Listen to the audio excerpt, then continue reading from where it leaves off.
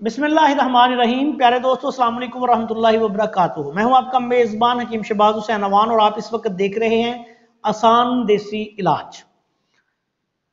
آج میں آپ کی خدمت میں ایک انتہائی آسان، بے ضرر اور بہترین معدہ کے لیے، امراض معدہ کے لیے ایک چورن کا نسخہ بیان کرنے جا رہا ہوں۔ یہ اکثر امراض معدہ کے لیے بے حد مؤثر اور مفید ہے۔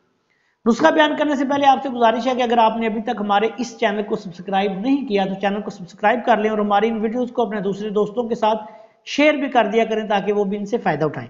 اب آتے ہیں نسخہ کی طرف۔ اس نسخہ میں آپ نے سب سے پہلے لینی ہے کالی مرچ 50 گرام، مگا لینی ہے آپ نے 50 گرام، سونڈ لینی ہے آپ نے 50 گرام، اس کے بعد آپ نے اجوائن دیسی لینی ہے 50 گرام، نشادر ٹھیکری اور کالا نمک، یہ دونوں چیزیں لینی ہے 50 گرام۔ یہ تمام چیزیں لے کے پاؤڈر بنا لیں۔ چوتھائی چمچ دن میں 3 دفعہ کھانا کھانے کے بعد پانی کے ساتھ استعمال کریں۔